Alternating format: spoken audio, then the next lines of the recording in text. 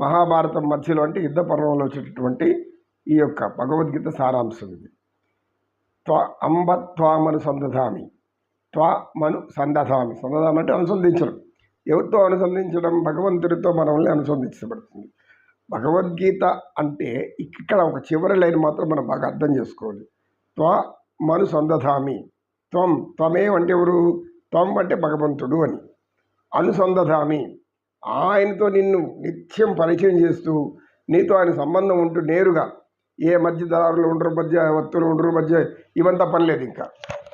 అందుకని చెప్తాడు ఏమంటే, భగవద్గీత చదివితే, భగవద్గీత చూస్తే, భగవద్గీత శ్లోకంలో ఏదైనా వింటే, మహానుభావులు చెప్తున్నప్పుడు మనం వింటుంటే, వాళ్ళు చెప్పే నీతులు, అందులో ఉండే కథలు చిన్న చిన్న మనకు అర్థం కానప్పుడు ఆ కథల రూపంలో చెప్తూ ఉంటారు.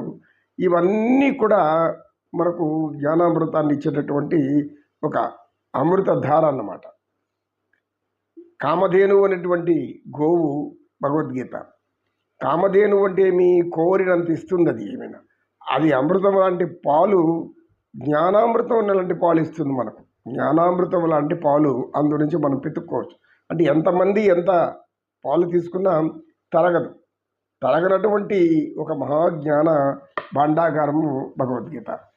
కనుక ఇప్పుడు భగవద్గీత ఎందుకు ఏమి అనడానికే ఈ యొక్క శ్లోకం కింద ఆయన చెప్పిన చివరి లైను త్వమను సందధామి.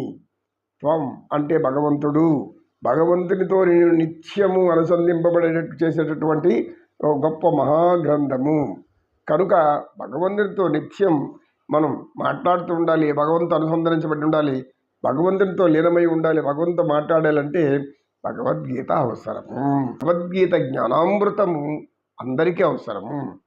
ఓం శుక్లాంబరధరం విష్ణుం శశివర్ణం చతుర్భుజం ప్రసన్నవదనం ధ్యాయే సర్వవిఘ్నోపశాంతయే.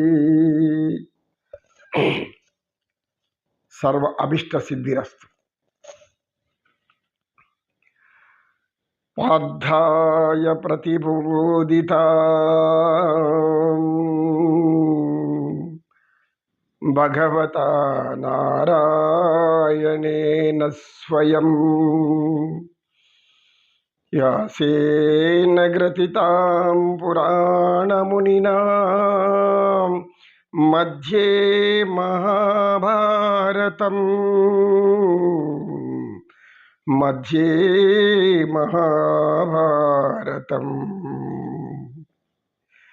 అద్వైతామృతవర్షిణీ భగవతీ అష్టాదశాధ్యాయనీ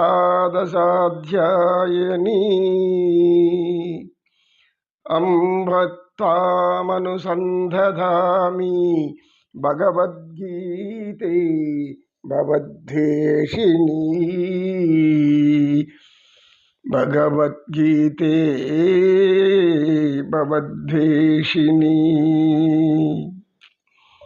నీ గుణగానము, నీ పద ధ్యానము, అమృతపానము రాధేశ్యాం, అమృతపానము రాధేశ్యాం.